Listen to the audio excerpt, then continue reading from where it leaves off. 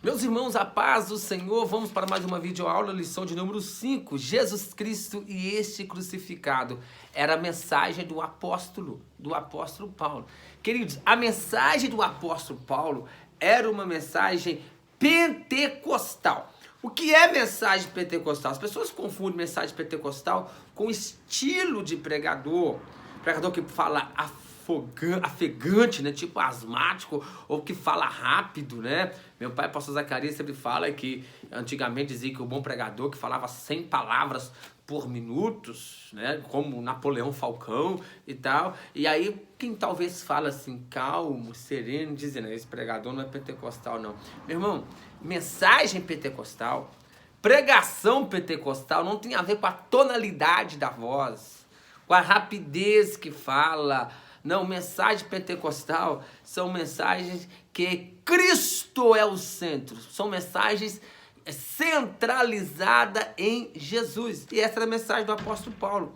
Jesus Cristo e este crucificado. Cristo ressurreto. A mensagem da cruz. O evangelho, ele diz, porque não me envergonho do evangelho de Cristo Jesus. Qual é a pregação que Pedro pregou nos dias de Pentecostes? Atos 2, Atos 3... Atos 4, as 3 primeiras mensagens de Pedro. Mensagem pentecostal não é aquela que o Espírito Santo é o centro dela, não. É a mensagem que Cristo é o centro.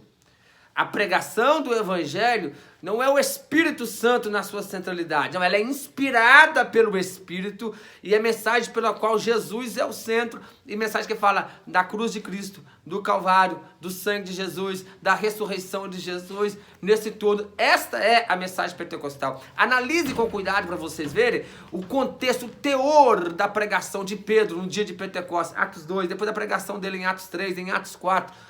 Todas colocam Jesus como o centro. Essa é a verdadeira mensagem pentecostal, em que Cristo Jesus é o centro. Eu até gosto muito daquela expressão verídica, né, verdade, que disse: o autor da Bíblia é o Deus Pai. O centro da Bíblia é o Deus Filho. E o Espírito Santo é o inspirador da Bíblia. É o que inspirou os escritores da palavra de Deus. Então, Jesus Cristo é o centro da Bíblia. Ele é o centro da história, né? Não tem como sair antes de Cristo e depois de Cristo. Ele é o centro da história. Jesus Cristo e a mensagem da cruz, não seus milagres, mas a cruz, o Calvário. Eu gosto de dizer o Calvário porque a cruz de Cristo engloba tudo. Desde do momento em que ele foi entregado por Judas, preso, levado, julgado, condenado, crucificado, morto, sepultado e a sua ressurreição ao terceiro dia. Isso tudo inclui a mensagem da cruz, a mensagem do evangelho, é o ápice do evangelho. Isso era loucura. Paulo diz, é loucura para os que perecem, mas para os que são salvos é poder de Deus. E Paulo fala, os judeus pedem sinais e os gregos buscam sabedoria. Os judeus simbolizam a religião, a religiosidade. Os gregos buscam sabedoria, representa a filosofia, os argumentos filosóficos. É disso que Paulo está falando. Primeiro é disso o ponto 1, a centralidade da pregação de Paulo. Cristo é a centralidade da pregação de Paulo. O ministério de pregação e o Cristo crucificado. A palavra da cruz é a loucura da pregação para os judeus e para os gregos, porque os judeus pedem sinais físicos. Os religiosos pedia a Jesus o tempo todo, os fariseus, os saduceus, os zelotes, os herodianos o tempo todo, mostra um sinal, dai-nos um sinal, pediam um sinal o tempo todo. Isto fala dos religiosos que se apoiam naquilo que pode ver. Queridos, a essência do evangelho de Jesus Cristo, e a própria lição está falando que a palavra evangelho significa boas novas, boas notícias, daqui a pouco eu vou falar mais isso, não são milagres, não são sinais sobrenaturais, isso são coadjuvantes. O protagonismo do evangelho é a cruz de Cristo, engloba tudo, desde a condenação, do julgamento de Jesus até o domingo de ressurreição. Isso tudo é uma engrenagem. Uma coisa complementa a outra. No final da lição também falaremos mais disso. Então os judeus simbolizam a religiosidade. Eles pediam sinais físicos, milagres visíveis. Os gregos desejavam argumentos filosóficos, que demonstrasse a lógica da mensagem. Aí a mensagem de Jesus ela vem na contramão disso tudo. Porque a mensagem da cruz ela é simples, mas ela não é simplista. Ela é simples, o seu conteúdo, mas ela é profunda. Simples e não simplista. Simples, mas profunda. E é o ápice da palavra de Deus, da Bíblia Sagrada. É o ápice do Evangelho. É o poder do Evangelho. É a boa notícia. Evangelho significa boas notícias. Só tem as boas notícias, só existe boa notícia por causa da má notícia. Já viu aquelas pessoas que falam assim, ó, eu tenho duas notícias pra você, uma boa e uma ruim, qual que você quer primeiro? Porque só existe a boa notícia por causa da notícia ruim. Qual que é a notícia ruim? A notícia ruim que a Bíblia nos fala é o pecado. A desgraça de todo mundo, a culpa de toda a desgraça do mundo se chama pecado, desde que o homem pecou. E todo ser humano nasce nessa terra já pecador. O único que viveu aqui, que nasceu sem pecado e quem tudo foi tentado e não pecou foi Jesus. E por que ele nasceu sem pecado? Porque o seu nascimento foi extraordinário, foi milagroso. Ele não nasceu de uma relação normal de um homem ou de uma mulher. O seu nascimento começou na concepção já milagrosa, porque foi uma concepção virginal. O nascimento de Jesus. Então o único que nasceu sem pecado, pois ele é o segundo Adão, ele não nasceu de uma relação normal de homem ou de mulher, então ele não vem da descendência adâmica. Todos os outros já nascem pecadores, porque nasceu da descendência adâmica, e como Adão pecou, todos pecaram em Adão. Então todos pecaram, essa notícia ruim. E o salário do pecado é a morte. O pecado nos distancia de Deus. A alma que pecar, essa morrerá. Todos pecam, não há ninguém que não peque nessa terra, que seja justo, que faça apenas o bem. Vários textos temos aí, você pode ler Salmo 5:5, Eclesiastes 7:20, Ezequiel capítulo 18, versículo 18, 19, 20, 21, Romanos capítulo 3, Romanos capítulo 6, tudo fala da pecaminosidade da humanidade. Essa é a notícia ruim. E aí vem o Evangelho é a notícia boa. Qual que é a notícia boa? É que Jesus Cristo, o Filho de Deus, o Verbo divino, se fez carne e nasceu nessa terra sem pecado, em tudo foi tentado, mas não pecou, viveu aqui nessa terra sem ceder à tentação, porque ser tentado não é pecado, o pecado é ceder à tentação. Ele então foi julgado injustamente, foi condenado, crucificado, e lá na cruz do Calvário, ele derramou o seu sangue, pagando o preço do nosso pecado. Ele bradou lá na cruz do Calvário, tetelestai, que significa está pago, está consumado, pagando o preço do nosso pecado. Morreu, foi sepultado, mas ao terceiro dia ressuscitou e está vivo para todo sempre. E eu gosto da frase Jesus ressuscitou. Escute isso, não simplesmente porque ele é Deus, porque ele é o Filho de Deus, porque tinha que ressuscitar, porque Deus não trabalha na ilegalidade. Não, ele ressuscitou porque ele próprio nunca tinha pecado. E a morte é a consequência do pecado. Como ele não pecou, a morte não pôde deter Jesus, porque ele era sem pecado. Ele sendo sem pecado, ele pagou o preço do pecado da humanidade. Essa é a essência do Evangelho de Jesus, a mensagem da cruz. E essa era a mensagem que Paulo pregava.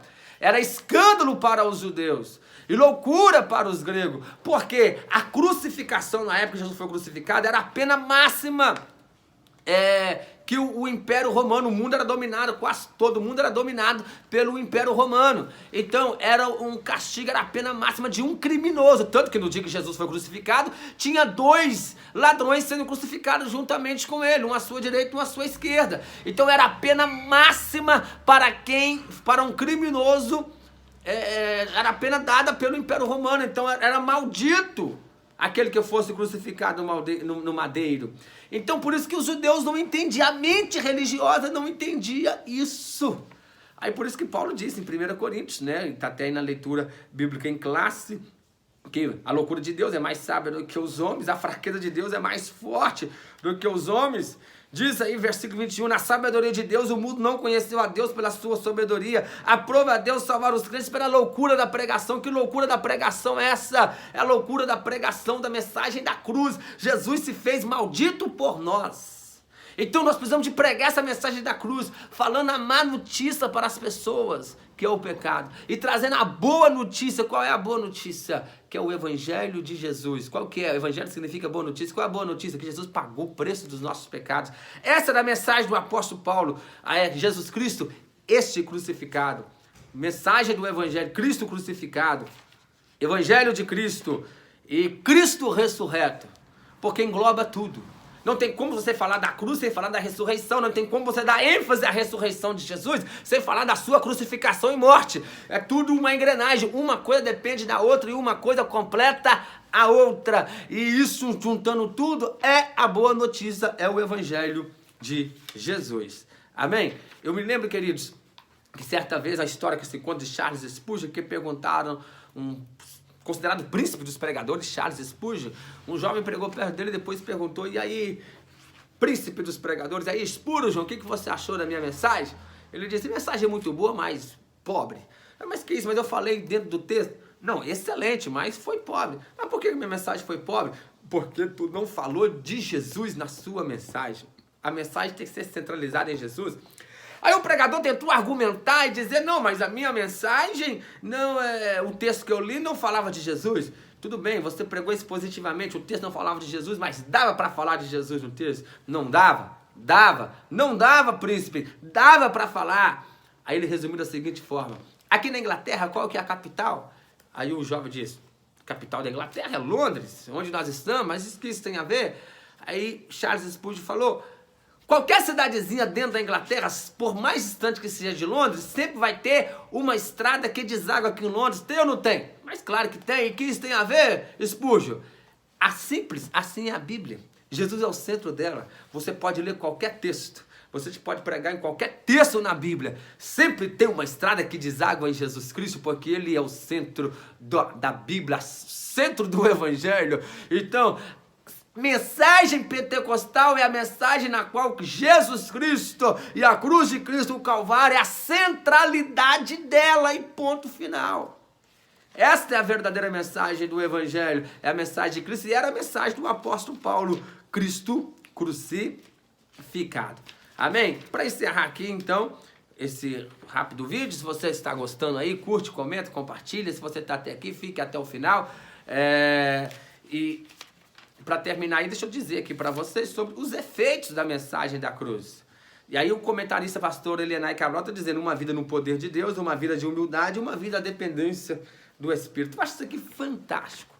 Porque poder no linguajar do mundo capitalista atual, da atualidade, século XXI, fala de alguém soberbo, prepotente, jactancioso.